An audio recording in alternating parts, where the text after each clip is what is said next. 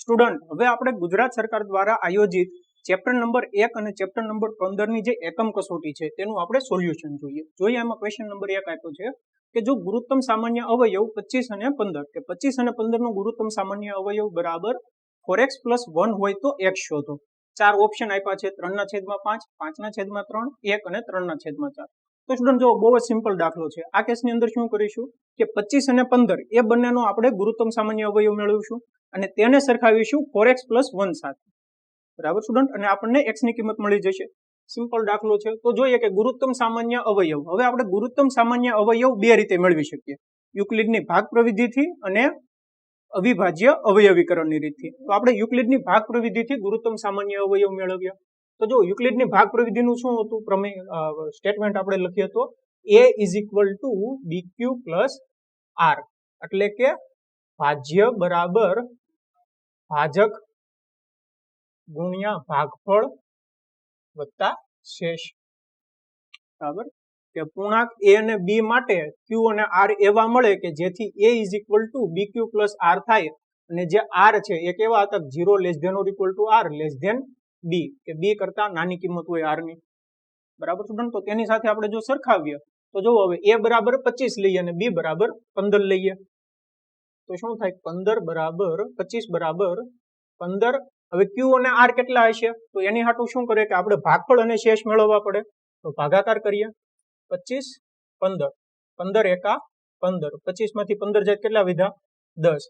તો આ શું આવ્યું શેષ આવ્યું એટલે કે r આવ્યો તમારો, આ શું આવ્યું ભાગફળ આવ્યું એટલે કે q આવ્યું તમારો, બરાબર। તો 15 ગુણ્યા 1 વત્તા શેષ કેટલી છે 10, બરાબર સ્ટુડન્ટ। ત્યારબાદ શું કરતા હતા કે ત્યારબાદ અહીંયા હવે જે ભાજક આવે છે, ભાજક બરાબર આપણે a લઈ લેતા હતા અને શેષ બરાબર b લઈ લેતા હતા, બરાબર સ્ટુડન્ટ। તો આપણે આ રીતે લખતા ને કે 15 બરાબર 10 અને આવી પ્રોસેસ ક્યાં સુધી ચાલુ રાખવાની કે જ્યાં સુધી શેષ 0 ન થાય ત્યાં સુધી। તો જો 15 ભાગ્યા 10 કરવાનું છે તો હવે 10 ગુણ્યા 1 વત્તા 5 વધશે, બરાબર કે 10 ગુણ્યા 1 કેટલા થાય 10 વત્તા 5, તો 5 શેષ આવી। એવી જ રીતે ફરીથી હવે a બરાબર આપણે 10 લઈ લઈએ અને 5 બરાબર b લઈ લઈએ તો શું થાય 10 બરાબર 5 ગુણ્યા 2 વત્તા 0। હવે જો શેષ કેટલી આવી 0 આવી। જો શેષ 0 આવી જાય અને ત્યારબાદ અહીંયા જે ભાજક હોય, બરાબર કે જે આપણો b વધે ભાજક, એને કહેવાય 25 અને 15 નો ગુરુત્તમ સામાન્ય અવયવ, a અને b નો ગુરુત્તમ સામાન્ય અવયવ। આપણને ગુરુત્તમ સામાન્ય અવયવ મળી ગયો 25 અને 15 નો, કેટલો મળ્યો 5, બરાબર। ફરીથી રિપીટ કરી દઉં કે જો શું કર્યું આપણે કે a = bq + r બરાબર લખતા ગયા, ભાગફળ મળશે શેષ મળશે અને અહીંયા જે ભાજક હોય એને આપણે ફરીથી ભાજ્ય લઈ લેવાનું, શેષ હોય એને લેવાનું ભાજક, બરાબર। એવી રીતે કન્ટિન્યુઅસલી પ્રોસેસ ચાલુ રાખવાની જ્યાં સુધી શેષ 0 ન મળે ત્યાં સુધી, અને જ્યારે શેષ 0 મળી જાય ત્યારે આપણું જે ભાજક હોય, બરાબર, એ ભાજકને જ કહેવાય ગુરુત્તમ સામાન્ય અવયવ। 25, 15 નો થાય 5, બરાબર। એનો મતલબ શું થયો કે 4x + 1 બરાબર 5 થાય। હવે જુઓ કે આ આખું જે સમીકરણ આવ્યું એ એક ચલ સમીકરણ આવી ગયું એટલે આપણને કિંમત મળી જાય, +1 છે = ની આ બાજુ આવી જાય તો માઇનસ થઈ જાય એટલે કે 4x બરાબર 5 - 1 બરાબર 4, માટે x બરાબર, હવે અહીંયા 4 ગુણાકારમાં છે આ બાજુ આવી જાય તો ભાગાકારમાં આવી જાય તો 4/4 બરાબર 1। તો x ની કિંમત કેટલી આવી 1 આવી, એનો મતલબ એમ કે c જે છે તે આન્સર છે, સમજાઈ ગયું સ્ટુડન્ટ। હવે આપણે જે ગુરુત્તમ સામાન્ય અવયવ 5 મેળવ્યો તો ગુરુત્તમ સામાન્ય અવયવ આપણે અવિભાજ્ય અવયવીકરણની રીતથી પણ મેળવી શકીએ, એ સિમ્પલ મેથડ છે। આપણે રિપીટ કર્યું એનું કારણ છે કે તમને જે મેથડ છે ફરીથી રિવાઇઝ થઈ જાય, બરાબર। ગુરુત્તમ સામાન્ય અવયવ આપણે અવયવીકરણની રીતથી મેળવીએ તો જો કેટલો આવે, તો સૌથી પહેલા શું કરવાનું કે જે આપણને આપ્યા હોય 25 અને 15 એના અવયવ પાડવાના, બરાબર, અવયવીકરણની રીતથી એટલે તેના અવિભાજ્ય અવયવ પાડવાના। તો 25 ના પાડવાના છે ને 15 ના પાડવાના છે, કઈ રીતે પાડીશું સિમ્પલ છે, 25 છે એના આપણે અવિભાજ્ય અવયવ પાડતા હોય તો જો 2 વડે ભાગ ચાલશે નહીં ચાલે, 3 વડે ચાલશે નહીં ચાલે, બરાબર। એની ચાવીઓ તમને યાદ હોવી જોઈએ, 5 વડે ચાલશે એટલે 5 આવશે, 5 5 25 અને 5 એકા 5, તો 25 એટલે કેટલા છે આપણે 5 ગુણ્યા 5 લખી શકીએ, તો 5 ગુણ્યા 5 એટલે 5 નો વર્ગ। 15 ના આપણે અવયવ પાડીએ તો 15 ના અવયવ પાડતા હોય તો જો 5 ને 1 6, 6 ને આપણે 3 વડે ભાગી શકીએ, બરાબર, એટલે 3 વડે ભાગ ચાલશે તો 3 આવશે, 3 5 15 અને 5 એકા 5, 3 અને 5 બે અવયવ પડ્યા તો 3 ગુણ્યા 5, બરાબર સ્ટુડન્ટ. હવે ગુરુત્તમ સામાન્ય અવયવ શું થશે? તો ગુરુત્તમ સામાન્ય અવયવ થશે કે આપણને અહીંયા જે અવિભાજ્ય અવયવ પડે છે એ અવિભાજ્ય અવયવના બંનેના સામાન્ય અવયવ લેવાના. સામાન્ય અવયવ કયા કયા આવે છે? 5 અને 5 આવે છે અહીંયા, 5 ની 1 ઘાત છે અને 5 ની 2 ઘાત છે, એટલે સામાન્ય અવયવ આવ્યો 5. સામાન્ય અવયવમાંથી સૌથી જે નાની ઘાત વાળો હોય એ લેવાનો. અહીંયા 5 ની 1 ઘાત છે, અહીંયા 5 ની 2 ઘાત છે, તો 5 ની 1 ઘાત આવશે એટલે ખાલી 5 આવશે. સમજાય છે સ્ટુડન્ટ? તો આ તમારો આવ્યો ગુરુત્તમ સામાન્ય અવયવ 5. અહીંયા પણ આ મેથડ થી પણ 5 જ આવે. તો આવી રીતે આપણે બે રીતથી ગુરુત્તમ સામાન્ય અવયવ મેળવી શકીએ અને તેની મદદથી આપણે x ની કિંમત મેળવી શકીએ. એટલું સમજાઈ ગયું સ્ટુડન્ટ? હવે સ્ટુડન્ટ નેક્સ્ટ એક્ઝામ્પલ જોઈએ, ક્વેશ્ચન નંબર 2 કે બે ધન સંખ્યાઓનો લસાઅ તેમાંથી મોટી સંખ્યાથી બમણો છે, નાની સંખ્યા અને તેમનો ગુસાઅનો તફાવત 4 છે, તો નાની સંખ્યા ખાલી જગ્યા હશે. તો સ્ટુડન્ટ હવે આ એક્ઝામ્પલ જો, આ એક્ઝામ્પલ ની અંદર શું આપ્યું છે કે બે ધન સંખ્યાનો લસાઅ આપ્યો છે કે એ બંને સંખ્યા છે એમાંથી જે મોટી સંખ્યા છે એનાથી બમણો છે અને નાની સંખ્યા અને તેમનો ગુસાઅનો તફાવત 4 છે. તો સૌથી પહેલા તો આપણે બે સંખ્યા ધારી લઈએ કે જેનો ગુસાઅ અને લસાઅ આપ્યો છે. એક મોટી સંખ્યા ધારીએ, એક નાની સંખ્યા ધારીએ, બરાબર. તો ધારો કે મોટી સંખ્યા x અને નાની સંખ્યા y છે, બરાબર. આપણે શું મેળવવાનું છે? નાની સંખ્યા મેળવવાની છે અને આપણને 4 ઓપ્શન આપ્યા છે કે a બરાબર 8, 6, 12 અને 16. આવી રીતે આપણને ઓપ્શન આપ્યા છે અને આપણે નાની સંખ્યા મેળવવાની છે, એટલે કે y ની કિંમત મેળવવાની છે, બરાબર સ્ટુડન્ટ. હવે જુઓ કે તમને એક રિલેશન જોયું હતું કે લસાઅ અને ગુસાઅનું, કે જો આપણે ધારેલી સંખ્યા x અને y હોય તો લઘુત્તમ સામાન્ય અવયવ x અને y નો લસાઅ ગુણ્યા ગુરુત્તમ સામાન્ય અવયવ x અને y નો ગુસાઅ, એ બંનેનો ગુણાકાર શું થાય? x અને y એ બંનેના ગુણાકાર જેટલો થાય, બરાબર. કે બંને સંખ્યાનો જો ગુણાકાર કરીએ તો શું મળે? તો એ બંને સંખ્યાનો લસાઅ અને બંને સંખ્યાનો ગુસાઅનો ગુણાકાર મળે. આવું એક પરિણામ હતું, બરાબર સ્ટુડન્ટ. તો આને આપણે એક નામ આપી દઈએ. હવે જો શું આપ્યું છે કે બે ધન સંખ્યાનો લઘુત્તમ સામાન્ય અવયવ તેમાંથી મોટી સંખ્યાથી બમણો છે, એટલે શું આપ્યું છે કે લસાઅ જે છે લઘુત્તમ સામાન્ય અવયવ x, y નો એ શું છે? એ એમાંથી જે મોટી સંખ્યા છે એનાથી બમણો છે. તો મોટી સંખ્યા કઈ છે? x છે, તો એનાથી બમણો છે એટલે કે 2x જેટલો છે. આને આપણે સમીકરણ 2 નામ આપી દઈએ, બરાબર સ્ટુડન્ટ. બીજું શું આપ્યું છે કે નાની સંખ્યા અને તેમના ગુરુત્તમ સામાન્ય અવયવનો તફાવત 4 છે, કે નાની સંખ્યા કઈ છે? y. નાની સંખ્યા અને તેના ગુરુત્તમ સામાન્ય અવયવનો તફાવત આપ્યો છે, બરાબર. તો નાની સંખ્યા કેટલી થઈ? y થઈ અને તફાવત છે એટલે માઇનસ આવશે ગુરુત્તમ સામાન્ય અવયવ, એની જે ગુરુત્તમ સામાન્ય અવયવની જે કિંમત મળે એનો તફાવત છે. નાની સંખ્યા અને ગુરુત્તમ સામાન્ય અવયવનો તફાવત કેટલો છે? 4 છે, બરાબર સ્ટુડન્ટ. તો હવે જો આપણે કિંમત છે ની મેળવવાની છે, y ની કિંમત મેળવવાની છે, નાની સંખ્યા મેળવવાની છે.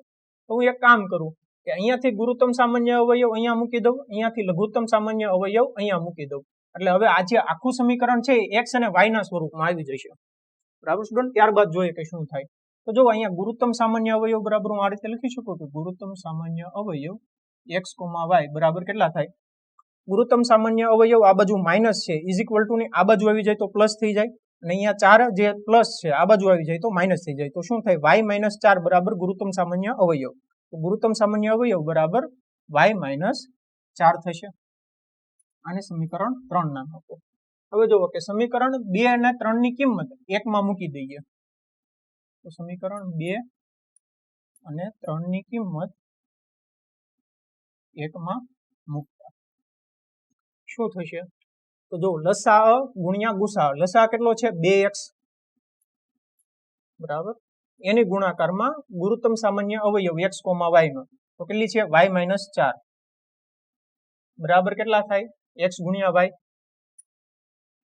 સમજાય છે સ્ટુડન્ટ કે 2 અને 3 ની કિંમત આપણે 1 માં મૂકી દીધી.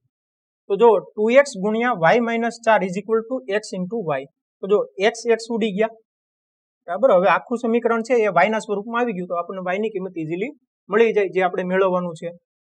તો જો જે છે એ અંદર ગુણાઈ જશે તો y સાથે ગુણાશે તો 2y આવશે. 2 એ છે -4 સાથે ગુણાશે તો 4 ગુણ્યા 2 8 -8 આવશે બરાબર y. હવે આ બાજુ y છે ઇઝ ઇક્વલ ટુ આ બાજુ આવી જાય તો -y થઈ જાય તો 2y - y અને -8 છે ઇઝ ઇક્વલ ટુ આ બાજુ આવી જાય તો +8 થઈ જાય. તો માટે 2y માંથી y જાય તો ખાલી y તો y બરાબર 8 એટલે y ની કિંમત આવી ગઈ 8. એટલે તમારો ઓપ્શન એ જે છે તે કરેક્ટ છે બરાબર કે જે નાની સંખ્યા મેળવવાની છે y એ આવી ગઈ. કેટલો આન્સર આવ્યો 8 આવ્યો. સમજાઈ ગયું સ્ટુડન્ટ? તો આવી રીતે તમે નાની સંખ્યા મેળવી શકો છો.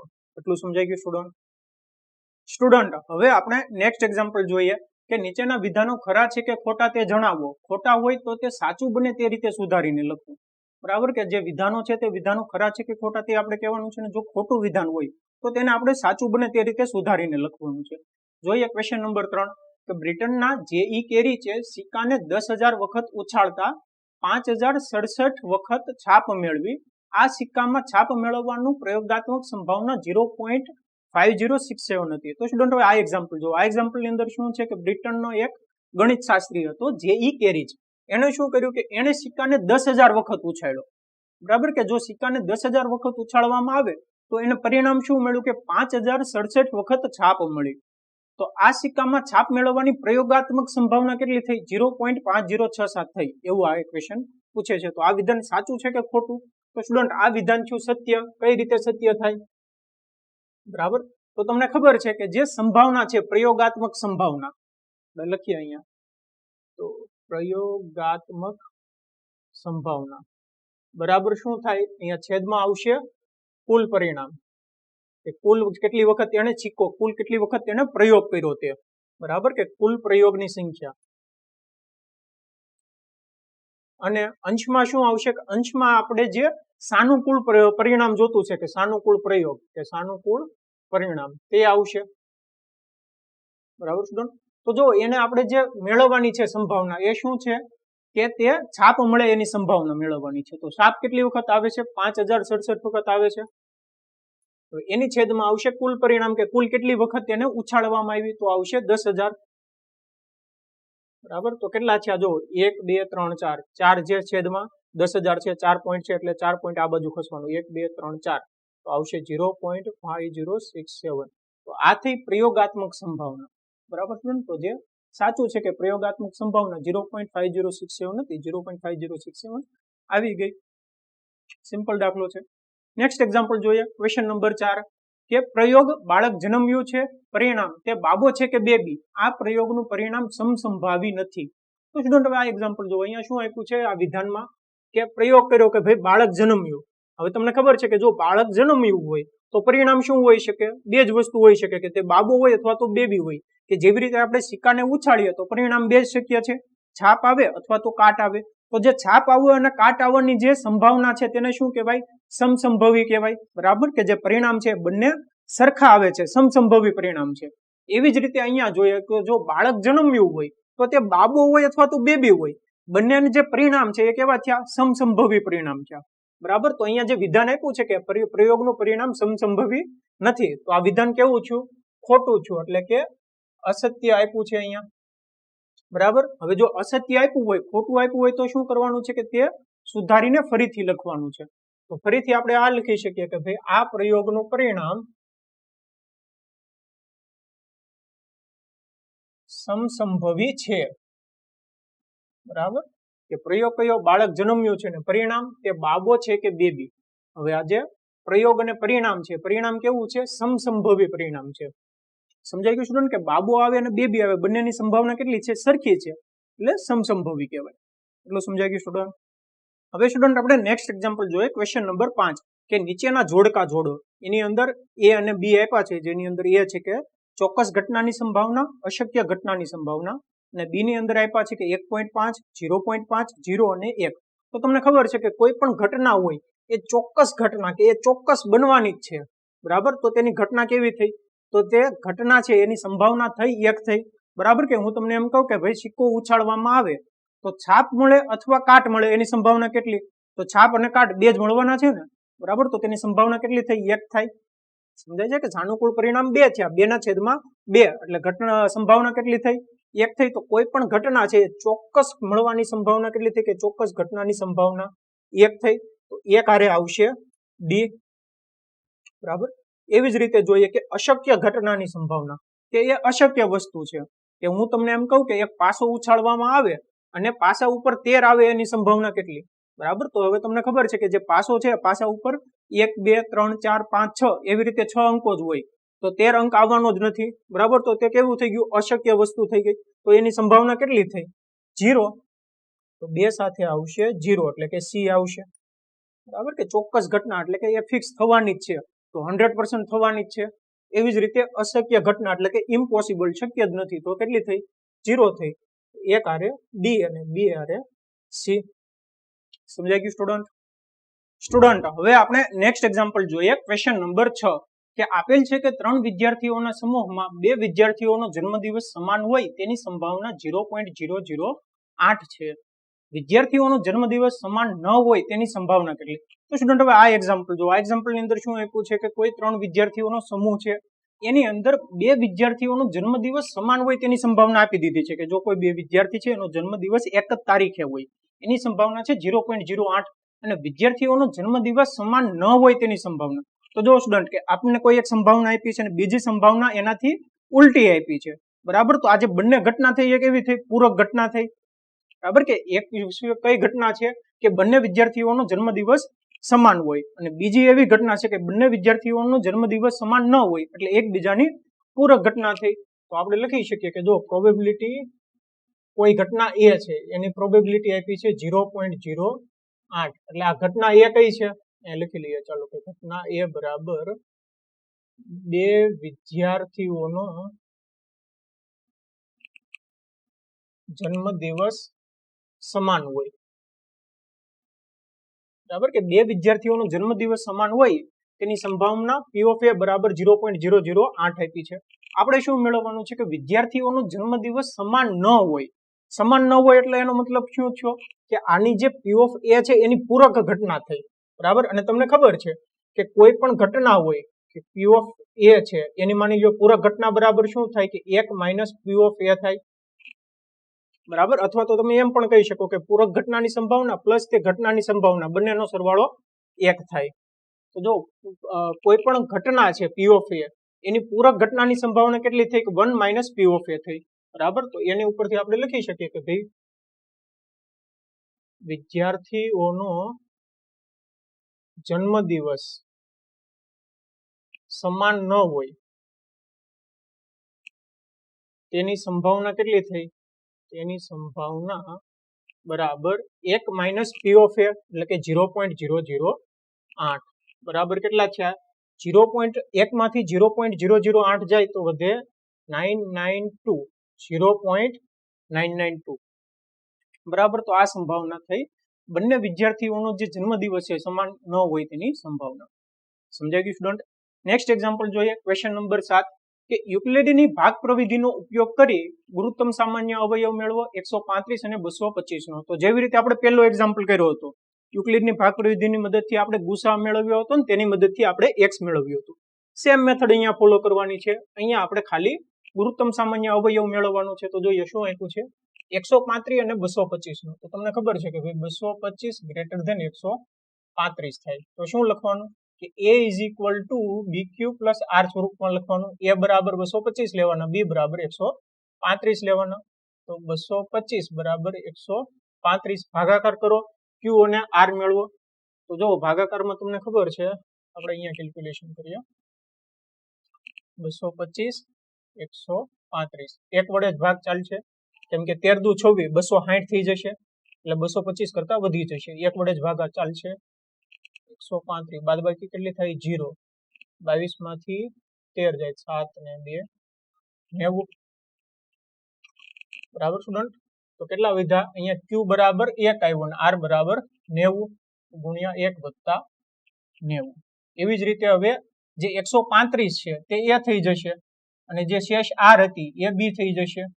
90 ગુણ્યા 1 વત્તા 135 માંથી 90 જાય તો કેટલા વધે? 10 ને 45 અને ને 2 બરાબર 45 ગુણ્યા 2 વત્તા 0. તો અહીંયા જો સ્ટુડન્ટ શેષ 0 આવી ગઈ.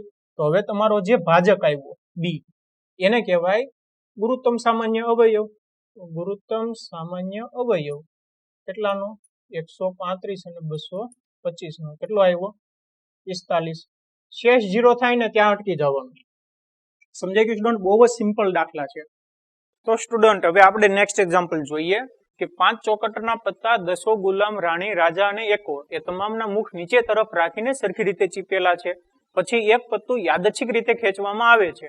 પત્તું રાણી હશે તેની સંભાવના શું છે? હવે આ એક્ઝામ્પલ જોવો. આ એક્ઝામ્પલમાં શું છે કે આ એક્ઝામ્પલમાં આવી રીતે આપણને 5 પત્તા આપેલા છે. 10 ગુલામ, રાણી, રાજા અને એકો. આ જે પત્તા છે એ 5 પત્તાના મુખ નીચે તરફ છે અને આ પત્તામાંથી આપણે કોઈ પણ પત્તું એક યાદચ્છિક રીતે પસંદ કરવાનું છે. તો જે પસંદ કરેલું પત્તું છે તે પસંદ કરેલું પત્તું રાણીનું હશે તેની સંભાવના શું છે? બરાબર. તો આ જે ચોકટના પત્તા આપેલા છે એ ચોકટના પત્તાની કુલ સંખ્યા કેટલી થઈ? 5 થઈ. આપણે આગળના એક્ઝામ્પલમાં જોયું. આગળના એક્ઝામ્પલમાં કુલ પત્તાની સંખ્યા કેટલી હતી? 52 હતી અને 52 માંથી આપણે કોઈ પણ પત્તું મેળવવાની સંભાવના મેળવતા હતા. હવે આ એક્ઝામ્પલમાં કુલ પત્તાની સંખ્યા કેટલી થઈ? 5 થઈ. આથી લખી શકું કુલ પત્તાની સંખ્યા બરાબર 5 છે. હવે આપણે જેની સંભાવના મેળવતા હતા તે આપણે મેળવી લેતા હતા કે જે કુલ પત્તા છે એની અંદર જેની સંભાવના મેળવવાની છે તે પત્તાની સંખ્યા કેટલી છે. એટલે કે આપણે જો પત્તું રાણીનું હશે તેની સંભાવના મેળવવી હોય તો આ જે બધા પત્તા છે એ બધા પત્તાની અંદર રાણીના પત્તાની સંખ્યા કેટલી તે આપણે મેળવી લેવાની. બરાબર. તો રાણીના પત્તાની સંખ્યા, તો હવે આ જે 5 પત્તા છે 5 અલગ અલગ પત્તા છે. 10 ગલ્લો, રાણી, બાદશાહ ને એકો. બરાબર. તો જે રાણી છે એ રાણીની સંખ્યા કેટલી થઈ? 1 જ થઈ. તો રાણીના પત્તાની સંખ્યા બરાબર 1. હવે જે પત્તું છે એ પત્તું રાણીનું હોય તેની સંભાવના કેટલી થઈ? તો રાણીના પત્તાની સંખ્યા છેદમાં કુલ સંખ્યા. તો રાણીના પત્તાની સંખ્યા કેટલી? 1. 1 ના છેદમાં કુલ સંખ્યા. કુલ સંખ્યા કેટલી? 5 છે એટલે કે 1 ના છેદમાં 5. હવે આ એક્ઝામ્પલમાં આગળ બીજું એક આપેલું છે કે જો રાણીને કાઢીને એક બાજુ મૂકવામાં આવે અને બીજું પત્તું ખેંચવામાં આવે તો એકો હોય અને રાણી હોય તેની સંભાવના કેટલી? હવે આ જે 5 પત્તા છે એ 5 પત્તામાંથી જે પત્તું રાણીનું છે એને કાઢીને સાઈડમાં મૂકી દીધું. બરાબર. તો હવે આ જે પત્તા છે એ પત્તાની સંખ્યા કેટલી વધી? 4 જ વધી. તો આ જે 4 પત્તા છે એ 4 પત્તાની અંદર બીજું એક પત્તું આપણે ખેંચવાનું છે. તો જે ખેંચેલું પત્તું છે એ પત્તું એકો હોય અને રાણી હોય તેની સંભાવના કેટલી છે? તો હું આ રીતે લખી શકું કે જો રાણીને કાઢીને એક બાજુ મૂકવામાં આવે તો બાકી વધેલ કુલ પત્તાની સંખ્યા બરાબર કેટલી થઈ? 4 થઈ. બરાબર. અને હવે આ જે 4 પત્તા છે એ 4 પત્તાની અંદર જો એકો હોય ની સંભાવના મેળવવાની છે. તો આ જે 4 પત્તા છે 4 પત્તાની અંદર એકાની સંખ્યા કેટલી છે? 1 જ છે. કેમ કે રાણી આપણે બહાર કાઢી નાખી એટલે આ 4 પત્તામાં કયા કયા પત્તા વધ્યા? કે 10 ગલ્લો, બાદશાહ અને એકો. આ 4 જ પત્તા વધ્યા. બરાબર. તો એકાની સંખ્યા કેટલી થઈ? 1 જ થઈ. તો એકાની સંખ્યા બરાબર 1. હવે ખેંચેલ પત્તો એકો હોય તેની સંભાવના કેટલી થઈ? કે એકાની સંખ્યા છેદમાં કુલ સંખ્યા. એકાની સંખ્યા કેટલી? 1 અને કુલ સંખ્યા કેટલી? 4 એટલે કે 1 ના છેદમાં 4. સમજાઈ ગયું સ્ટુડન્ટ? હવે આપણે બીજું શું મેળવવાનું છે કે રાણી હોય તેની સંભાવના કેટલી? બરાબર. હવે આ જે ટોટલ 4 પત્તા છે 4 પત્તાની અંદર રાણીની સંખ્યા કેટલી? 0. 1 પણ નથી. તો લખી શકું કે રાણીના પત્તાની સંખ્યા બરાબર 0. તો રાણીનું પત્તું હોવાની સંભાવના કેટલી થઈ? કે રાણીના પત્તાની સંખ્યા છેદમાં કુલ સંખ્યા. તો રાણીનું પત્તું કેટલા છે? 0 છે એટલે કે 0 ના છેદમાં 4 બરાબર 0. સમજાઈ ગયું સ્ટુડન્ટ? સ્ટુડન્ટ હવે આપણે નેક્સ્ટ પ્રશ્ન જોઈએ. પ્રશ્ન નંબર 9 કે સાબિત કરો કે 3 + 2√7 અસમય સંખ્યા છે. તો સ્ટુડન્ટ કે જેવી રીતે આપણે સાબિતી વાળા એક્ઝામ્પલ જોઈએ કે જ્યારે પણ આપણે આવું આપ્યું હોય કે અસમય સંખ્યા સાબિત કરવાનું હોય ત્યારે આપણે સૌથી પહેલા શું કરીએ કે સૌથી પહેલા તો આપણે આનાથી ઉલટું ધારી લઈએ કે 3 + 2√7 સમય સંખ્યા છે તે ઉધારી લઈએ. બરાબર. તો જોઈએ જો કઈ રીતે સોલ્વ કરવાનું આને. ધારો કે 3 + 2√7 સમય સંખ્યા છે. હવે તમને ખબર છે કે જો સમય સંખ્યા હોય તો એને આપણે p/q સ્વરૂપમાં દર્શાવી શકીએ. એ જ સમય સંખ્યા છે ને કે જે સંખ્યાને આપણે p/q સ્વરૂપમાં દર્શાવી શકીએ તો તેને સમય સંખ્યા કહેવાય. તો જો 3 + 2√7 સમય સંખ્યા હોય એનો મતલબ શું છે? એનો મતલબ એમ થાય કે આપણને a અને b આપણે p/q ની જગ્યાએ a અને b ધારી લઈએ કે આપણને a અને b ધન પૂર્ણાંક એવા મળે કે જેથી 3 + 2 વર્ગમૂળ 7 = a/b થાય કે જ્યાં b ≠ 0 કે છેદમાં b 0 ન હોય બરાબર સમય સંખ્યાની વ્યાખ્યા પ્રમાણે જો સ્ટુડન્ટ આપણે કાંઈ નથી કર્યું આપણે શું કર્યું કે આપણે સૌથી પહેલા તો એવું ધારી લીધું કે 3 + 2 વર્ગમૂળ 7 સમય સંખ્યા છે બરાબર સ્ટુડન્ટ તો જો આ સમય સંખ્યા હોય તો તેને આપણે p/q સ્વરૂપમાં દર્શાવી શકીએ એટલે કે a/b સ્વરૂપમાં દર્શાવી શકીએ સમજાય છે સ્ટુડન્ટ જો આપણે તેને a/b સ્વરૂપમાં દર્શાવી શકીએ તો હવે અહીંયા જોઈએ કે અહીંયા +3 છે = ની આ બાજુ આવી જાય તો માઈનસ થઈ જાય તો હું આ રીતે લખી શકું કે 2 વર્ગમૂળ 7 બરાબર a/b -3 આને હું લખું છું કે a - 3b છેદમાં b બરાબર સ્ટુડન્ટ હવે અહીંયા બે ગુણાકાર છે અને છેદમાં હું લઈ જાઉં તો માટે વર્ગમૂળ 7 બરાબર a - 3b છેદમાં 2b થશે હવે અહીંયા જોવો સ્ટુડન્ટ કે અહીંયા આપણે શું કરીએ છીએ કે a b અને b તો આ બાજુનો જે ભાગ છે કે a - 3b ના છેદમાં 2b a અને b કેવા છે ધન પૂર્ણાંક છે બરાબર તો એની બાદબાકી અને જો છેદમાં આવતો હોય તો એક જે કઈ સંખ્યા મળે એ કેવી હોય હંમેશા સમય સંખ્યા જ હોય બરાબર પણ અહીંયા વર્ગમૂળ 7 જે છે તે કેવી સંખ્યા છે અસમય સંખ્યા છે બરાબર કે અહીંયા તમારે ફરીથી સાબિત કરવાની જરૂર નથી કે વર્ગમૂળ 7 અસમય સંખ્યા છે અહીંયા તમારે ડાયરેક્ટલી લઈ લેવાનું કે જે વર્ગમૂળ 7 છે તે અસમય સંખ્યા છે અને a - 3b ના છેદમાં 2b એ કેવી સંખ્યા મળે છે એ સંખ્યા મળે છે આપણને સમય સંખ્યા કેમ સમય સંખ્યા મળે જો કે a અને b કેવા છે ધન પૂર્ણાંક છે બરાબર તો ધન પૂર્ણાંકમાં ઉપર બાદબાકી આવે છે અને એનો ભાગાકાર કરીએ તમે કોઈ પણ ધન પૂર્ણાંક લઈ લો એનો તમે ભાગાકાર કરો બરાબર અહીંયા આપણે શું કર્યું સરવાળા બાદબાકી કરીએ અહીંયા માઇનસ આવે છે એની જગ્યાએ માની લો કે બીજા કોઈ એક્ઝામમાં પ્લસ આવતું હોય પણ ઇન શોર્ટ કહેવાનો મતલબ શું છે કે જ્યારે ધન પૂર્ણાંકનો ઉપર સરવાળો બાદબાકી હોય અને ભાગાકાર હોય બરાબર તો આપણને જે કઈ સંખ્યા મળે એ સંખ્યા હંમેશા સમય સંખ્યા જ હોય બરાબર સ્ટુડન્ટ તો એનો મતલબ એમ છો કે જુઓ a - 3b ના છેદમાં 2b માં a અને b ધન પૂર્ણાંક હોવાથી a - 3b ના છેદમાં 2b સમય સંખ્યા મળે પરંતુ અહીંયા શું આપ્યું છે પરંતુ એના બરાબર આપણને વર્ગમૂળ 7 આપ્યું છે તો એના બરાબર વર્ગમૂળ 7 જે છે તે અસમય સંખ્યા છે સમજાય છે ને કે એક બાજુ તમે એવું કહો છો કે આ સમય સંખ્યા છે ને એક બાજુ કહો છો કે આ અસમય સંખ્યા છે એ બંનેને સરખાવી છે તો શું છું વિરોધાભાસ ઉત્પન્ન થયો તો અહીંયા જે વિરોધાભાસ ઉત્પન્ન થયો ને તો આ વિરોધાભાસ ઉત્પન્ન થવાનું કારણ શું છે આપણે જે ધારણા કરી તે ખોટી છે કે 3 + 2 વર્ગમૂળ 7 આપણે જે ધાર્યું કે ભાઈ તે સમય સંખ્યા છે તે ખોટી છે તો આ વિરોધાભાસ ઉત્પન્ન થવાનું કારણ આપણી ધારણા ખોટી છે માટે 3 + 2 વર્ગમૂળ 7 અસમય સંખ્યા છે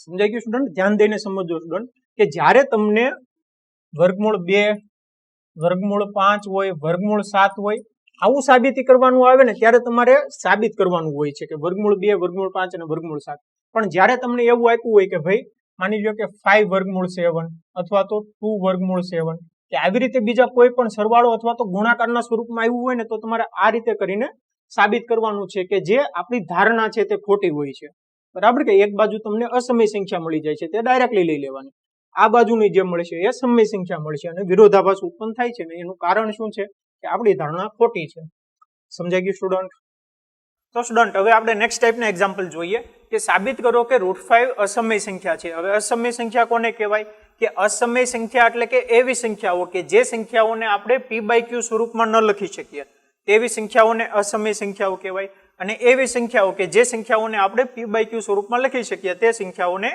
સમય સંખ્યાઓ કહેવાય તો આપણે શું કરવાનું છે કે આપણે સાબિત કરવાનું છે કે √5 અસમય સંખ્યા છે તો સૌથી પહેલા તો આપણે આનાથી ઉલટું ધારી લેવી કે જે √5 છે તેવું સમય સંખ્યા આપણે ધારી લઈએ અને પછી આગળ કેલ્ક્યુલેશન કરીએ અને કઈ રીતે સાબિત કરવાનું તે આપણે જોઈએ તો સૌથી પહેલા તો આનાથી ઉલટું ધારો કે √5 સમય સંખ્યા છે તે ધારી લીધું હવે જો કોઈ પણ સંખ્યા સમય સંખ્યા હોય તો આપણને તે p/q સ્વરૂપમાં મળે.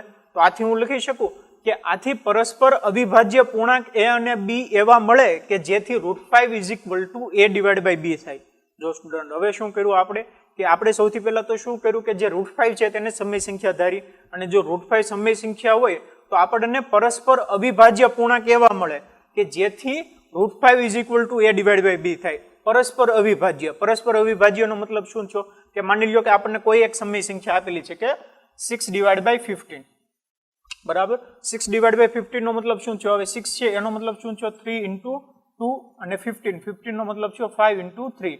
તો આ 3 ઉડી ગયા =2/5. એટલે કે કોઈ પણ સમય સંખ્યા હોય એ કોઈ પણ સમય સંખ્યાને આપણે a/b સ્વરૂપમાં લખી શકીએ. અને આ જે બંને અવિભાજ્ય છે એ બંને અવિભાજ્ય પરસ્પર અવિભાજ્ય હોય, એટલે કે સામાન્ય ન હોય.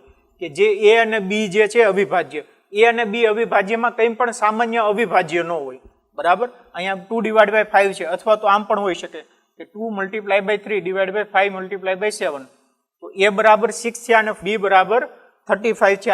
આ રીતે હોય તો પણ તેને પરસ્પર અવિભાજ્ય કહેવાય. પરસ્પર અવિભાજ્યનો મતલબ શું છે કે જે આ a અને જે b છે એ બંનેની અંદર સામાન્ય અવિભાજ્ય ન હોય, તેનો મતલબ છે પરસ્પર અવિભાજ્ય. એટલે કે √5 a/b મળે છે એવું આપણે ધારી લીધું.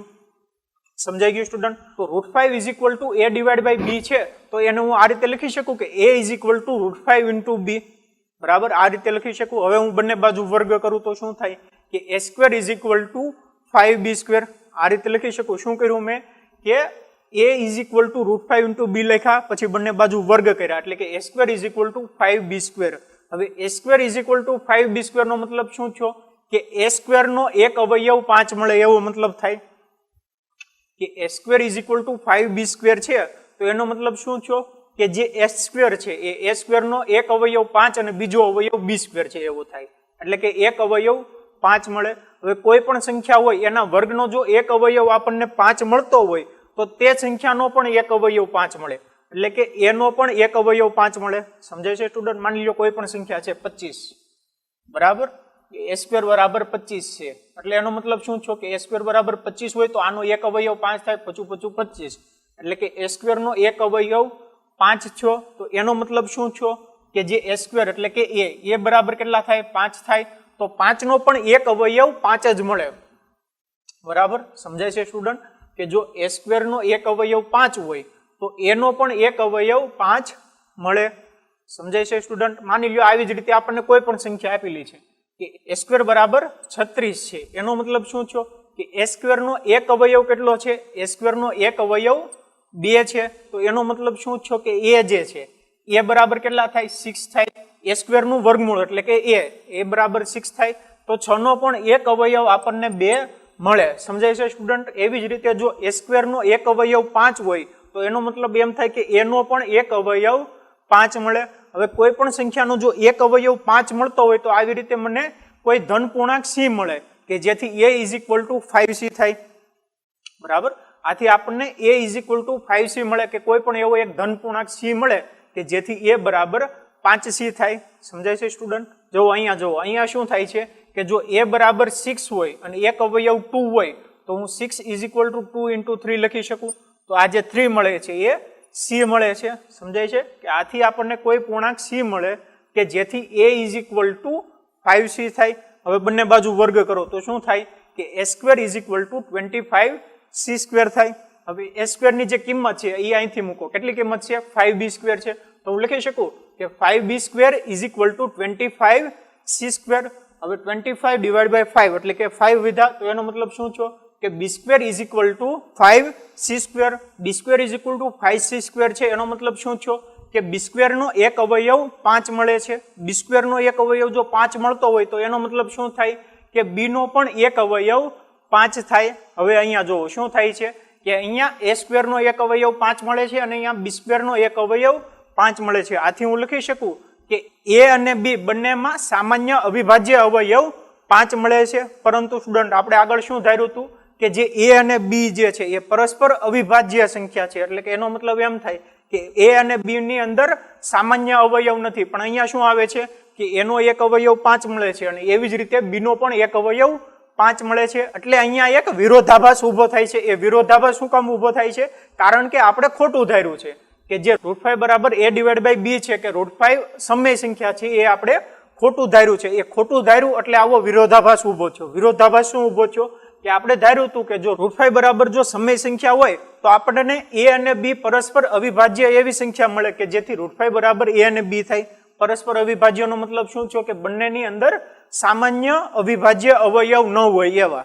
બરાબર, પરંતુ આપણે જો આગળ કેલ્ક્યુલેશન કરીએ તો આપણને a ની અંદર 5 અવિભાજ્ય અવયવ મળે અને b ની અંદર પણ 5 અવિભાજ્ય અવયવ મળે. એટલે કે બંનેની અંદર સામાન્ય અવયવ 5 મળે છે, જે વિરોધ ઉભો કરે છે. એ વિરોધ શું કામ ઉભો કરે છે? કારણ કે જે આપણી ધારણા છે એ આપણી ધારણા ખોટી છે. આથી √5 સમય સંખ્યા છે એવું હું લખી શકું. સમજાઈ ગયું સ્ટુડન્ટ? સ્ટુડન્ટ, હવે આપણે નેક્સ્ટ એક્ઝામ્પલ જોઈએ. પ્રશ્ન નંબર 10 કે પાસાને એકવાર ફેંકવામાં આવે તો એ 2 અને 6 વચ્ચેની સંખ્યા અને b અવિભાજ્ય સંખ્યા મળવાની સંભાવના શોધો. તો સ્ટુડન્ટ હવે આ એક્ઝામ્પલ જુઓ. આ એક્ઝામ્પલ ની અંદર શું છે કે આપણે પાસાને એકવાર ફેંકવાનો છે તો 2 અને 6 વચ્ચેની સંખ્યા આવે તેની સંભાવના મેળવવાની છે અને b અવિભાજ્ય સંખ્યા મળવાની સંભાવના શોધવાની છે. તો જો સ્ટુડન્ટ સૌથી પહેલા તો આપણે શું કરીશું કે સૌથી પહેલા તો જે કુલ પરિણામ મળે છે તે આપણે મેળવી લઈએ. તો જો પાસાને એકવાર ફેંકવામાં આવે તો તમને ખબર છે કે જો કોઈ પણ પાસાને n વાર ફેંકવામાં આવે, જો n વાર ફેંકવામાં આવે તો મળતા પરિણામ કેટલા થયા? 6 ની n ઘાત થાય. બરાબર કે જો એક વાર ફેંકવામાં આવે તો n બરાબર 1 લેવાના. જો 2 વાર ફેંકવામાં આવે તો n બરાબર 2 લેવાના. જો 3 વાર ફેંકવામાં આવે તો n બરાબર 3 લેવાના. હવે અહીંયા જુઓ કે પાસાને કેટલી વાર ફેંકવામાં આવે છે? એક વાર ફેંકવામાં આવે તો મળતા પરિણામ કેટલા થયા? 6 ની 1 ઘાત બરાબર 6 થયા. પરિણામની સંખ્યા 6 થઈ. કયા કયા મળે? કે તમને ખબર છે કે પાસા ઉપર 6 અંકો હોય. 1 હોય, 2 હોય, 3 હોય, 4 હોય, 5 હોય, 6 હોય. બરાબર સ્ટુડન્ટ? તો મળતા પરિણામની સંખ્યા આ સંખ્યા છે. સંખ્યા કેટલી થઈ? 6. અને પરિણામ કયા કયા મળે છે? તો આપણે જોઈએ તો પરિણામ મળે 1 હોય, 2 હોય, 3 હોય, 4 હોય, 5 હોય, 6 હોય. આ 6 પરિણામ મળી શકે. હવે આપણે જોઈએ કે જો શું કરવાનું છે એમાં એ મેળવવાનું છે કે 2 અને 6 વચ્ચેની સંખ્યા, કે અહીંયા આપણે જોઈએ કે 1 હોય, 2 હોય, 3 હોય, 4 હોય, 5 હોય અને 6 હોય. એની અંદર 2 અને 6 વચ્ચેની સંખ્યા મળવાની સંભાવના, એટલે કે 3 મળે, 4 મળે કે 5 મળે, એની સંભાવના કેટલી આપણે લખીએ તો 2 અને 6 વચ્ચેની સંખ્યા મળે તેવા પરિણામ. કયા કયા પરિણામ છે? તો 3 હોઈએ કે 4 હોઈએ કે 5 હોઈએ કે, એટલે કે સાનુકૂળ પરિણામ કેટલા છે? કુલ સાનુકૂળ પરિણામની સંખ્યા 3 થયા ને. માટે 2 અને 6 વચ્ચેની સંખ્યા મળે તેની સંભાવના કેટલી કહેવાય? કે ભાઈ સાનુકૂળ પરિણામ એની છેદમાં કુલ પરિણામ.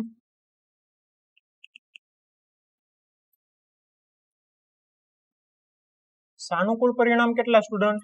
કે જો 3 થયા કે 2 અને 6 વચ્ચેની સંખ્યા મળે તો 2 અને 6 વચ્ચે 3, 4 અને 5, 2 અને 6 ને નહીં લેવાના, એની વચ્ચેની સંખ્યા એટલે 3, 4 ને 5, તો 3 આવ્યા.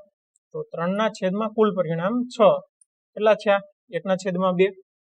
સમજાઈ ગયું સ્ટુડન્ટ? બહુ સિમ્પલ દાખલો છે. બીજું જોઈએ કે અવિભાજ્ય સંખ્યા મળવાની સંભાવના. તો જોઈએ, જુઓ અવિભાજ્ય સંખ્યા મળે તેવા પરિણામ કયા કયા પરિણામ છે? 1 થી 6 ની અંદર કે 1, 2, 3, 4, 5, 6 એની અંદર એવા પરિણામ લખવાના કે જે અવિભાજ્ય હોય. તો કયા કયા આવશે? 2, 3 અને 5. બરાબર કે 2, 3 અને 5 અવિભાજ્ય સંખ્યા થઈ. 2, 3 અને 5 અવિભાજ્ય કોને કહેવાય? કે એવી સંખ્યા કે જે સંખ્યાને 1 વડે ભાગી શકાય અને તે પોતે જે સંખ્યા છે એની વડે જ ભાગી શકાય. બરાબર? તો અહીંયા જોવા જઈએ તો જો 4 ને 1 વડે ભાગી શકાય, 4 વડે ભાગી શકાય અને 2 વડે પણ ભાગી શકાય. એટલે 4 વિભાજ્ય સંખ્યા છે. 6 ને જોવા જઈએ તો 6 ને 1 વડે ભાગી શકાય, 2 વડે ભાગી શકાય, 3 વડે ભાગી શકાય અને 6 વડે ભાગી શકાય. અવિભાજ્ય સંખ્યા કોને કહેવાય? કે એવી સંખ્યા કે જે સંખ્યાને 1 વડે ભાગી શકાય અને જે સંખ્યા પોતે છે તેના વડે જ ભાગી શકાય. એટલે કે જો 2 છે તો 2 ને આપણે 1 વડે ભાગી શકીએ અને 2 વડે જ ભાગી શકાય. 3 છે તો 3 ને આપણે 1 વડે ભાગી શકાય અને 3 વડે જ ભાગી શકાય. 5 છે તો 5 ને આપણે 1 વડે ભાગી શકીએ અને 5 વડે ભાગી શકીએ. તો એવી સંખ્યાઓ કે જેને આપણે 1 વડે ભાગી શકીએ અને તે પોતે સંખ્યા વડે ભાગી શકીએ તો તેને કહેવાય અવિભાજ્ય સંખ્યાઓ. તો જો પરિણામની સંખ્યા કેટલી થઈ? 3 થઈ. હવે આપણે મેળવીએ સંભાવના. તો અવિભાજ્ય સંખ્યા મળે તેની સંભાવના કેટલી થઈ? સાનુકૂળ પરિણામ છેદમાં કુલ પરિણામ. તો સાનુકૂળ પરિણામની સંખ્યા કેટલી? 3 છેદમાં કુલ પરિણામની સંખ્યા કેટલી? 6. તો 3 ના છેદમાં 6 એટલે કે 1 ના છેદમાં 2. તો આ ફાઇનલ તમારો આન્સર છે. બહુ જ સિમ્પલ દાખલા છે સ્ટુડન્ટ, તમારે ધ્યાન દઈને સમજવાની જરૂર છે. સમજાઈ ગયું સ્ટુડન્ટ? સ્ટુડન્ટ હવે આપણે નેક્સ્ટ એક્ઝામ્પલ જોઈએ. ક્વેશ્ચન નંબર 11 કે અનંત અને આવૃત્તિ વિતરણ ધરાવતી સમય સંખ્યા 1.325 નો 12 નું p/q સ્વરૂપ મેળવો. તો સ્ટુડન્ટ હવે અહીંયા જોવો કે આપણને કોઈ એક સમય સંખ્યા આપી છે. એ સમય સંખ્યા કેવી આપી છે? કે માની લો કે x આપી છે 1.325, એની માથે આવી રીતે 12 છે. હવે આવો જો 12 હોય એનો મતલબ શું છે કે 3, 2, 5 જે સંખ્યા છે ને એ અંકો રિપીટ થાય છે. બરાબર કે આને હું આ રીતે પણ લખી શકું કે 1.325, 325, 325 એવી રીતે અસંખ્ય સુધી જશે. બરાબર, તો આવી રીતે કોઈ એક સમય સંખ્યા આપી છે. હવે એનું મારે p/q સ્વરૂપ લખવાનું છે. તો સ્ટુડન્ટ હવે આ જે એક્ઝામ્પલ છે ને, આ એક્ઝામ્પલ તમારી જે ટેક્સ્ટ બુક છે એની અંદર નથી આપ્યા, કે આ ટાઈપના એક્ઝામ્પલ જ નથી કે જો તમને સમય સંખ્યા 1.325 ના 12 ના સ્વરૂપમાં આપી હોય તો તેને તમે p/q સ્વરૂપમાં કઈ રીતે લખી શકો. આ એક્ઝામ્પલ તમારો જે જૂનો સિલેબસ હતો ને એની અંદર આ ટાઈપના એક્ઝામ્પલ હતા. આપણે જોઈ લઈએ કે કઈ રીતે એક્ઝામ્પલ કરી શકાય. બરાબર, આપણે યુનિટ ટેસ્ટમાં પૂછવાનું છે એટલે. હવે જો જ્યારે પણ આ ટાઈપનું એક્ઝામ્પલ આવે ત્યારે શું કરવાનું કે x બરાબર 1.325 નો 12 છે. બરાબર, તો આવી રીતે લખી નાખવાનું ભાઈ 1.325, 325, 325 એવી રીતે અસંખ્ય સુધી જશે. ત્યારબાદ શું કરવાનું કે આને તમે સમીકરણ 1 નામ આપી દો. બરાબર, કે x બરાબર આપણે કોઈ પણ સંખ્યા લીધી કે જે p/q સ્વરૂપ મેળવવાનું છે એ x છે 1.325, 325, 325. ત્યારબાદ શું કરવાનું કે જેટલા અંકો રિપીટ થતા હોય કે 3, 2, 5 3 અંક રિપીટ થાય છે એની જગ્યાએ માની લો કે આવું આપ્યું હોત કે અહીંયા 12.15 એવી રીતે ઉપર 12 આપ્યો છે ને એવી રીતે 2 અંક રિપીટ થાય છે. બરાબર, કે 15, 15, 15 એવી રીતે 2 અંક રિપીટ થાય છે. બરાબર, તો અહીંયા કેટલા આપ્યા છે? 2. અહીંયા કેટલા આપ્યા છે? 3. કે જો 3 અંક આપ્યા હોય ને તો તેને જે સમીકરણ 1 છે એને 1000 વડે ગુણવાનું. સમીકરણ 1 ને 1000 વડે ગુણો. જો 2 આપ્યા હોત તો કેટલા વડે ગુણવાનું આવત? 100 વડે. જો 4 આપ્યા હોત તો 10,000 વડે ગુણવાનું. સમજાય છે કે 1000 વડે ગુણો તો શું થાય કે 1000x.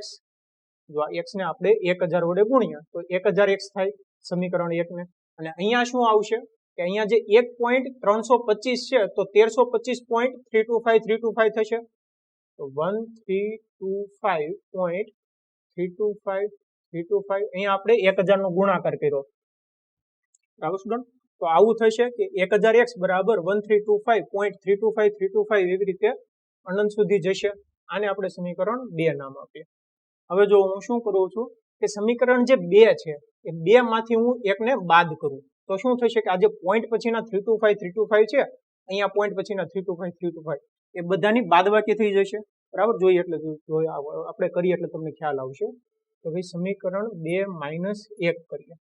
જો સમીકરણ 2 - 1 કરવું હોય ને તો પેલા સમીકરણ 2 લખી નાખવાનું. 1000x બરાબર 1325.325 અનંત સુધી જશે. માઇનસ કરવાનું છે સમીકરણ 1 એટલે કે x બરાબર 1.325 અનંત સુધી જશે. જો બંનેની બાદબાકી કેટલી થાય કે 1000x માંથી 1x જાય તો 999x વધે. બરાબર, શું થશે અહીંયા જો પોઈન્ટ પછીના 325 પોઈન્ટ પછીના 325 એ બધાની જે બાદબાકી છે એ 0 થઈ ગયા. તો વધ્યા કેટલા? 1325 - 1 આવશે એટલે 1324 વધશે. બરાબર, કે 1324 જ વધશે ને, કે 1325.325 એ નીકળી ગયા તો 1324 વધ્યા.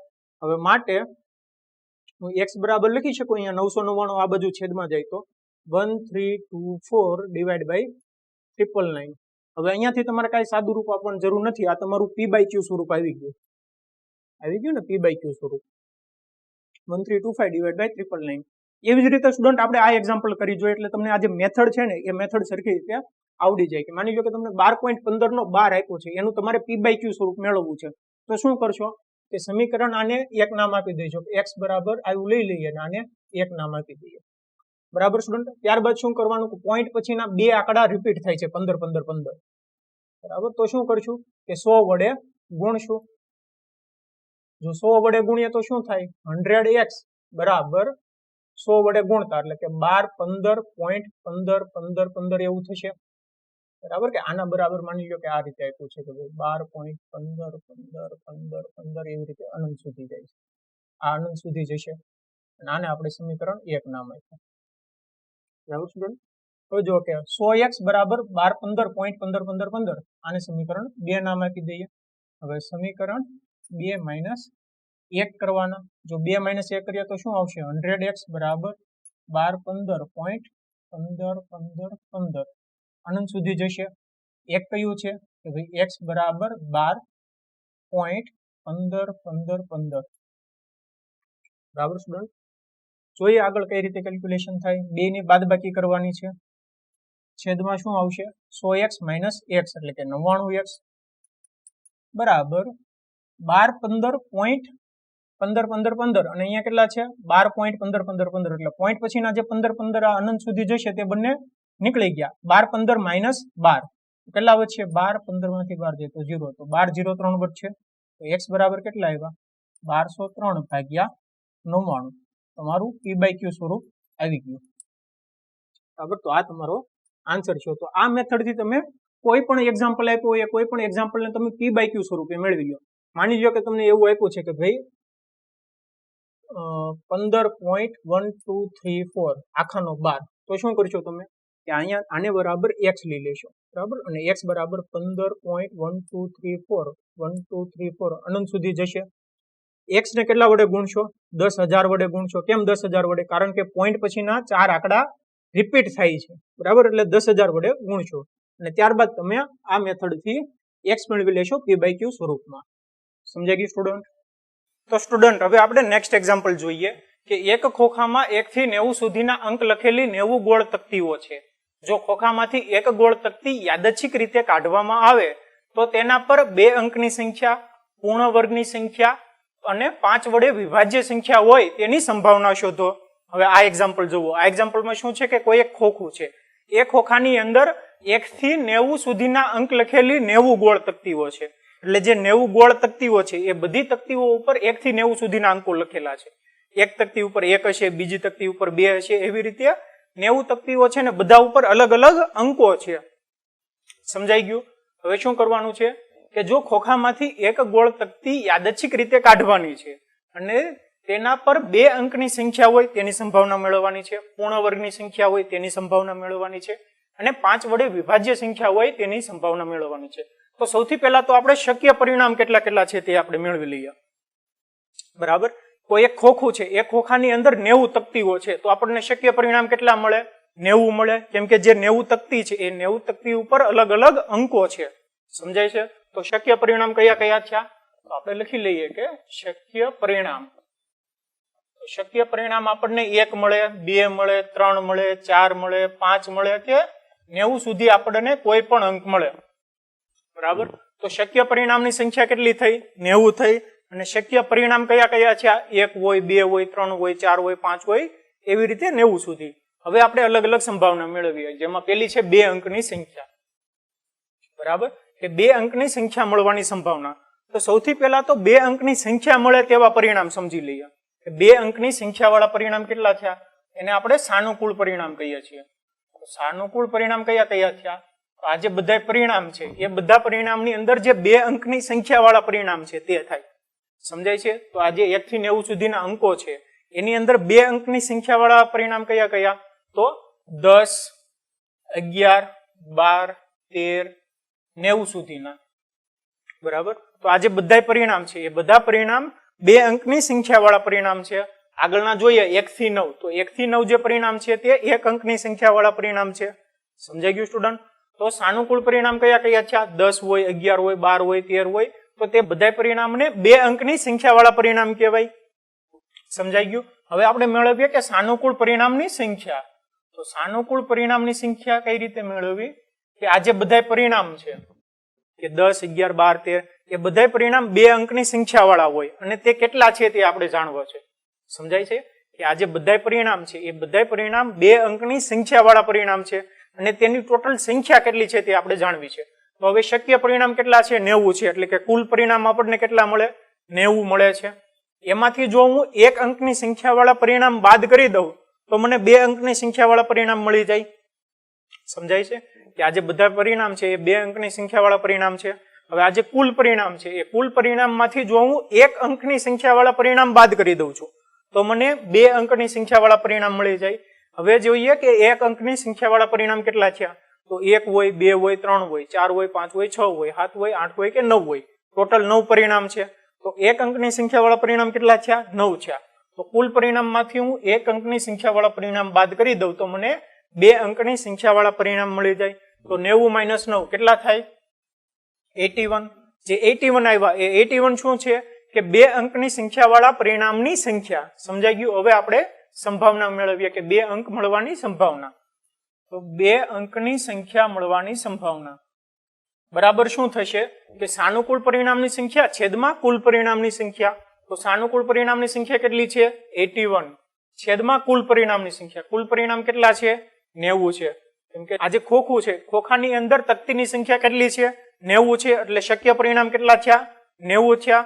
તો 81 ના છેદમાં 90. તો 81 ના છેદમાં 90 કેટલા થશે? આ જે 81 છે 81 ને હું 9 × 9 લખી શકું. ડિવાઈડ બાય 90 છે એને હું 9 × 10 લખું. તો 9 9 ઉડી ગયા. વધ્યા કેટલા? 9 ના છેદમાં 10. તો 2 અંકની સંખ્યા મળવાની સંભાવના કેટલી થઈ? 9 ના છેદમાં 10. સમજાઈ ગયું? એવી જ રીતે હવે આપણે બીજી એક સંભાવના મેળવીએ કે પૂર્ણ વર્ગની સંખ્યા. તો સૌથી પહેલા તો પૂર્ણ વર્ગની સંખ્યા કોને કહેવાય તે આપણે સમજી લઈએ કે પૂર્ણ વર્ગની સંખ્યા કઈ કઈ. તો આપણે જોઈએ તો 1, 4, 9, 16, 25, 36 આ જે બધી સંખ્યાઓ છે એ બધી સંખ્યાઓને પૂર્ણ વર્ગની સંખ્યાઓ કહેવાય. બરાબર? કે આ જે સંખ્યા છે આ સંખ્યાનું જો આપણે વર્ગમૂળ કરીએ તો આપણે જોઈએ શું મળે? કે 1 નું વર્ગમૂળ કરો તો 1 મળે, 4 નું વર્ગમૂળ કરો તો 2 મળે, 9 નું વર્ગમૂળ કરો તો 3 મળે, 16 નું વર્ગમૂળ કરો તો 4 મળે. એટલે કે એવી સંખ્યાઓ કે જે સંખ્યાનું વર્ગમૂળ કરવાથી આપણને પ્રાકૃતિક સંખ્યા મળે તો તેને પૂર્ણ વર્ગની સંખ્યા કહેવાય. સમજાઈ ગયું? કે આ જે બધી સંખ્યાઓ છે આ બધી સંખ્યાનું જો આપણે વર્ગમૂળ કરીએ તો આપણને કઈ સંખ્યા મળે છે? પ્રાકૃતિક સંખ્યાઓ. તો આ જે સંખ્યા છે આ સંખ્યાને પૂર્ણ વર્ગની સંખ્યા કહેવાય. હવે માની લો કે કોઈ બીજી સંખ્યા છે કે 15. હવે જો હું 15 નું વર્ગમૂળ કરું તો શું થાય? 15 નું વર્ગમૂળ 15 જ થાય. વર્ગમૂળમાં 15 તે પ્રાકૃતિક સંખ્યા નથી મળતી. એટલે જે 15 સંખ્યા છે એ 15 સંખ્યા પૂર્ણ વર્ગની સંખ્યા નથી. સમજાઈ ગયું? તો આપણે સાનુકૂળ પરિણામ લખી લઈએ. તો સાનુકૂળ પરિણામ કયા કયા છે? સાનુકૂળ પરિણામ એટલે કે જે પ્રાકૃતિક સંખ્યા છે એનો જો વર્ગ કરી દઈએ તો આપણને બધી સંખ્યા મળી જાય પૂર્ણ વર્ગની સંખ્યા. સમજાય છે?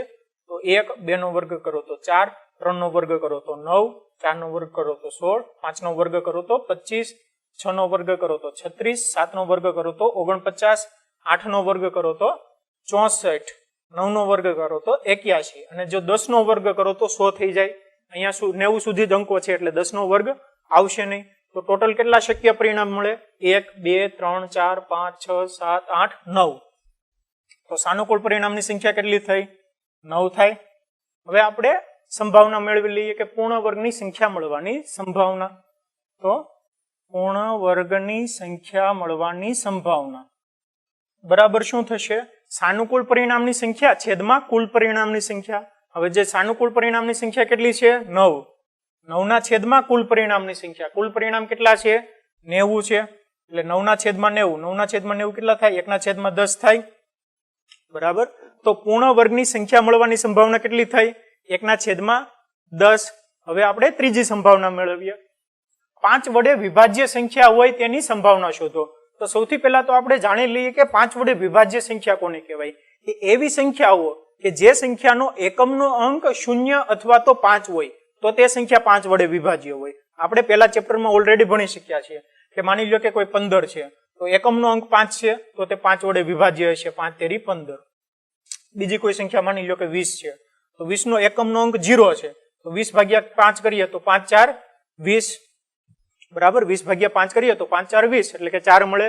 એટલે કે એવી સંખ્યા કે જે સંખ્યાનો એકમનો અંક જો 5 અથવા તો 0 હોય તો તે સંખ્યાને 5 વડે વિભાજ્ય હોય તેવું કહેવાય. તો સૌથી પહેલા તો આપણે સાનુકૂળ પરિણામ મેળવી લઈએ. તો સાનુકૂળ પરિણામ કોને કહેવાય કે હવે આ જે 1 થી 90 સુધીના અંકો છે 1 થી 90 સુધીના અંકોમાં જે અંકો 5 વડે વિભાજ્ય હોય તે અંકોને સાનુકૂળ પરિણામ કહેવાય. સમજાય છે સ્ટુડન્ટ કે આ જે 1 થી 90 સુધીના અંકો છે 1 થી 90 સુધીના અંકોમાં જે અંક 5 વડે વિભાજ્ય હશે. કયો અંક 5 વડે વિભાજ્ય હશે કે જેના એકમનો અંક 5 અથવા તો 0 હોય તેવા. બરાબર. સાનુકૂળ પરિણામ કયા કયા મળે આપણે એકવાર લખી લઈએ કે સાનુકૂળ પરિણામ. તો સાનુકૂળ પરિણામ મળે કે એક જે છે એનો એકમનો અંક 1 જ છે એટલે તે 5 વડે વિભાજ્ય નથી. આપણને ખબર છે કે જે 5 છે તે 5 વડે વિભાજ્ય થશે. બીજો મળશે 10. બરાબર. કે 10 નો એકમનો અંક કેવો છે 0 છે એટલે તે 5 વડે વિભાજ્ય હશે. એવી જ રીતે 15 એકમનો અંક 5 એટલે 5 વડે વિભાજ્ય હશે. 20 25 30 35 40 45 50 55 60 65 70 75 80 85 અને 90. તો આ જે બધી સંખ્યાઓ મળે છે આ બધી સંખ્યાઓ સાનુકૂળ પરિણામ છે એટલે કે આ બધી સંખ્યાઓ 5 વડે વિભાજ્ય છે. સમજાઈ ગયું. હવે આપણે જોઈએ કે સાનુકૂળ પરિણામની સંખ્યા કેટલી છે. કે સાનુકૂળ પરિણામની સંખ્યા. તો સાનુકૂળ પરિણામની સંખ્યા કેટલી મળે તો 1 2 3 4 5 6 7 8 9 10 11 12 13 14 15 16 17 18 મળે. ટોટલ આપણને 18 સાનુકૂળ પરિણામની સંખ્યા મળે. હવે આપણે સંભાવના મેળવી લઈએ કે 5 વડે વિભાજ્ય સંખ્યાની સંભાવના. 5 વડે વિભાજ્ય સંખ્યાની સંભાવના બરાબર શું થશે કે સાનુકૂળ પરિણામની સંખ્યા છેદમાં કુલ પરિણામની સંખ્યા. તો સાનુકૂળ પરિણામની સંખ્યા કેટલી 18. 18 ના છેદમાં કુલ પરિણામ. કુલ કેટલા મળે 90 મળે. બરાબર. 18 5 90 એટલે કે 1 ના છેદમાં 5. તો 5 વડે વિભાજ્ય સંખ્યાની સંભાવના કેટલી આવી 1 ના છેદમાં 5. સમજાઈ ગયું સ્ટુડન્ટ. તો સ્ટુડન્ટ હવે આપણે નેક્સ્ટ એક્ઝામ્પલ જોઈએ કે એક ભૂરો અને એક રાખોડી એમ બે પાસાને એક સાથે ઉછાળવામાં આવે છે. તમામ શક્ય પરિણામો લખો. પાસાની ઉપરની સપાટી પર દેખાતી સંખ્યાઓનો સરવાળો 8 હોય 13 હોય 12 કે તેનાથી નાનો હોય તેની સંભાવના કેટલી. હવે આ એક્ઝામ્પલ જુઓ. આ એક્ઝામ્પલમાં શું છે કે આપણી પાસે બે પાસા છે એક રાખોડી કલરનો અને એક ભૂરા કલરનો. એ બંને પાસાને એક સાથે ફેંકવામાં આવે છે. તો શક્ય પરિણામ કેટલા મળે આપણે આગળ ભણી ચૂક્યા છીએ કે 6 ની 2 ઘાત 36 શક્ય પરિણામ મળે છે. તો તે તમામ શક્ય પરિણામ આપણે લખવાના છે. તો કઈ રીતે લખવાના કે માની લો કે કોઈ એક પાસા ઉપર 1 આવે છે અને બીજા પાસા ઉપર 1 થી 6 અલગ અલગ અંકો આવે છે. તો આપણને કેટલી જોડી મળે કે 1 1 1 2 1 3 1 4 1 5 1 6. બરાબર. આવી રીતે આપણને 6 અલગ અલગ જોડી મળે. હવે માની લો કે પહેલા પાસામાં 2 આવે છે અને બીજા પાસા ઉપર 1 થી 6 અલગ અલગ અંકો આવે છે. તો 2 1 2 2 2 3 2 4 2 5 2 6 એવી રીતે આપણને 6 અલગ અલગ જોડી મળે. અને એવી જ રીતે આપણને બાકીની 36 જોડીઓ મળે છે. સમજાઈ ગયું સ્ટુડન્ટ. હવે આપણે જોઈએ કે આપણે શું કરવાનું છે. તો પાસાની ઉપરની સપાટી પર દેખાતી સંખ્યાઓનો સરવાળો 8 હોય. તો હવે આજે 36 શક્ય પરિણામ છે. આ 36 શક્ય પરિણામની અંદર આપણે એવા પરિણામ મેળવવાના કે જેમાં જે બંને અંકો છે એ બંને અંકોનો સરવાળો 8 હોય તેવું આપણે મેળવવાનું છે. તો સૌથી પહેલા તો આપણે સાનુકૂળ પરિણામ મેળવી લઈએ. તો સાનુકૂળ પરિણામ કયા કયા હોય કે આ જે બધી જોડીઓ છે એ બધી જોડીઓમાં એવી જોડી કે જેના અંકોનો સરવાળો 8 હોય. બરાબર. આ પહેલી લાઈન જોવો. પહેલી લાઈનમાં એવી એક જોડી છે કે જેના અંકોનો સરવાળો 8 છે નથી. બીજી લાઈન જોવો તો આ જે બીજી લાઈન છે એમાં બીજી લાઈનમાં જે 2 6 છે આ જે છેલ્લી જોડી છે એ છેલ્લી જોડીના અંકોનો સરવાળો 8 છે. 2 + 6 8 થાય. સમજાય છે. તો એક જોડી કઈ મળી 2,6. એવી જ રીતે હવે આ ત્રીજી લાઈન જોઈએ તો ત્રીજી લાઈનમાં 3,5 3 + 5 8 થાય એટલે કે તે સાનુકૂળ પરિણામ છું. 3,5 આપણને એક જોડી મળી. એવી જ રીતે આપણને 4,4 5,3 અને 6,2. બરાબર. આ જે આટલી જોડીઓ છે એ બધી જોડી સાનુકૂળ પરિણામ કહેવાય. તો આ જે 36 શક્ય પરિણામ છે આ 36 શક્ય પરિણામની અંદર આપણને 2,6 3,5 4,4 5,3 અને 6,2 સાનુકૂળ પરિણામ મળે છે. અને સાનુકૂળ પરિણામની સંખ્યા કેટલી થાય 1 2 3 4 અને 5. બરાબર. કે કુલ 5 સાનુકૂળ પરિણામ મેળવે છે. હવે આપણે જોઈએ કે આપણે સંભાવના મેળવવાની છે કે પાસાની ઉપરની સપાટી પર દેખાતી સંખ્યાઓનો સરવાળો 8 હોય. સમજાય છે સ્ટુડન્ટ? તો સંખ્યાઓનો સરવાળો 8 હોય, સંખ્યાઓનો સરવાળો 8 હોય તેવી સંભાવના બરાબર શું થશે કે સાનુકૂળ પરિણામની સંખ્યા છેદમાં કુલ પરિણામની સંખ્યા. તો સાનુકૂળ પરિણામની સંખ્યા કેટલી? 1 2 3 4 અને 5. તો 5 ના છેદમાં કુલ પરિણામ કેટલા છે? 36 છે. સમજાઈ ગયું સ્ટુડન્ટ? તો એવી જ રીતે હવે આપણે બીજી સંભાવના મેળવીએ કે પાસાની ઉપરની સપાટી પર દેખાતી સંખ્યાઓનો સરવાળો 13 હોય. તો હવે આ જે બધા શક્ય પરિણામ છે, આ બધા શક્ય પરિણામમાંથી આપણે એવું સાનુકૂળ પરિણામ મેળવવાનું કે જે પરિણામની અંદર અંકોનો સરવાળો 13 હોય. તો અહીંયા તમે ધ્યાનથી જુઓ તો આ જે છેલ્લું પરિણામ છે, છેલ્લા પરિણામમાં કયા છે? 6,6. મહત્તમ અંક છે 6 વત્તા 6 કેટલા થાય? 12 થાય. તો આ જે બધા શક્ય પરિણામ છે, આ બધા શક્ય પરિણામની અંદર જે અંકોનો સરવાળો છે એ અંકોનો સરવાળો મહત્તમ આપણને 12 જ મળે છે. આપણે શું મેળવવાનું છે કે અંકોનો સરવાળો 13 હોય તેવો. તો અંકોનો સરવાળો 13 હોય તેવું સાનુકૂળ પરિણામ મળતું જ નથી. સમજાય છે સ્ટુડન્ટ?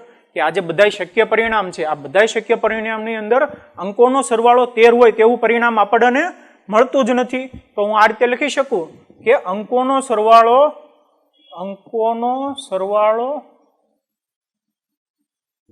13 હોય તેવી સંભાવના બરાબર શું થાય કે સાનુકૂળ પરિણામની સંખ્યા છેદમાં કુલ પરિણામની સંખ્યા. સાનુકૂળ પરિણામ એક પણ મળતું નથી એટલે કે 0.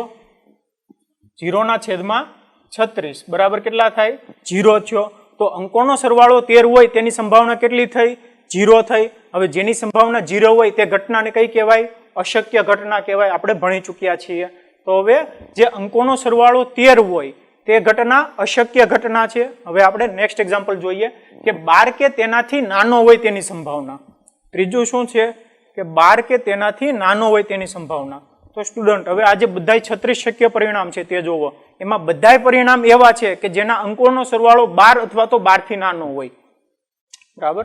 કે આ જે 36 શક્ય પરિણામ છે એમાં કોઈ પણ શક્ય પરિણામ લઈ લો કે આ જે બધા 36 શક્ય પરિણામ છે એ બધા પરિણામ એવા છે કે જેના અંકોનો સરવાળો 12 અથવા તો 12 થી નાનો હોય. તો સાનુકૂળ પરિણામની સંખ્યા કેટલી થઈ? 36 થાય. કે સાનુકૂળ પરિણામની સંખ્યા બરાબર 36 થાય. સમજાય છે? 36 કેમ થાય? કેમ કે આ જે બધા પરિણામ છે એ બધા પરિણામના અંકોનો સરવાળો 12 અથવા તો 12 થી નાનો છે. તો અંકોનો સરવાળો 12 અથવા તો 12 થી નાનો હોય તેની સંભાવના બરાબર શું થશે કે સાનુકૂળ પરિણામની સંખ્યા છેદમાં કુલ પરિણામની સંખ્યા. સાનુકૂળ પરિણામ કેટલા મળે? 36. 36 ના છેદમાં કુલ પરિણામ કેટલા મળે છે? 36 મળે છે એટલે કે 1. બરાબર? તો જેની સંભાવના 1 હોય તેને કેવી ઘટના કહેવાય? ચોક્કસ ઘટના કહેવાય. તો એનો મતલબ શું થયો કે 12 કે તેનાથી નાનો હોય તેની સંભાવના મળવાની ઘટના ચોક્કસ ઘટના છે. સમજાઈ ગયું સ્ટુડન્ટ?